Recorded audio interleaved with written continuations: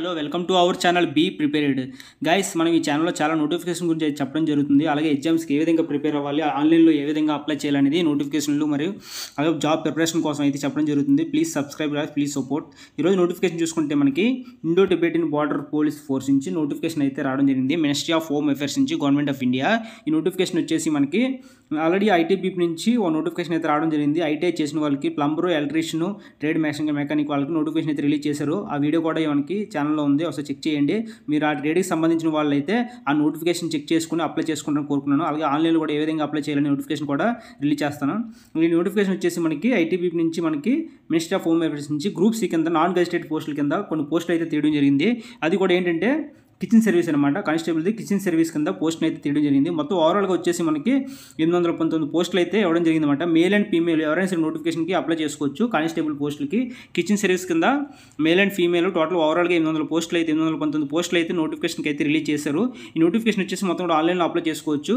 మనకి age limit కూడా 18 to 25 years అయితే ఏజ్ లిమిట్ అయితే ఉన్నదన్నమాట దీనికి. అలాగే ఏ విధంగా అప్లై చేసుకోవాలని మనకి యూట్యూబ్ ఛానల్ పెట్టడం జరుగుతుంది, హౌ టు అప్లై అని చెప్పి. నెక్స్ట్ ఎలిజిబిలిటీ ఏ విధంగా ఉండాలనేది చూద్దాం ఒకసారి. దీనికి అలాగే ఆన్లైన్లో వచ్చేసి అప్లికేషన్ ఫీజు ₹100 పే చేయాలి. ఇక్కడ చూసుకుంటే 18 to 25 years ఏజ్ అయితే మిడిల్లో ఉండాలన్నమాట. అలాగే SC/STకి మనకి ఉంటే ఏజ్ రిలాక్సేషన్ కూడా ఉన్నది.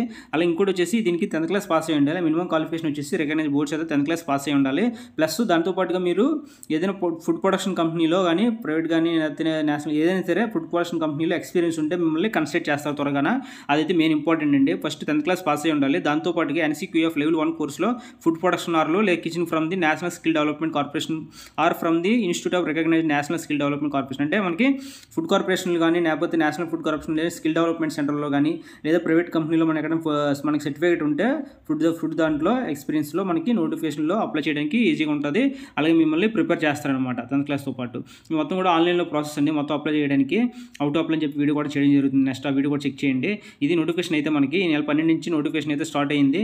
నెక్స్ట్ మంత్ వరకు ఉన్నదన్నమాట. సెప్టెంబర్ 2 వరకు ఉన్నది. ఈరోజు స్టార్ట్ అయ్యి నోటిఫికేషన్ అయితే. కాబట్టి ఎవరైనా ఇంట్రెస్ట్ ఉన్న వాళ్ళు 10th క్లాస్ అయిపోయిన తర్వాత ఫుడ్ కార్పొరేషన్లో ఎక్కడైనా చేస్తుంటే ఎక్స్పీరియన్స్ ఉంటే 1 year కానీ నోటిఫికేషన్కి అయితే అప్లై చేసుకోవచ్చు.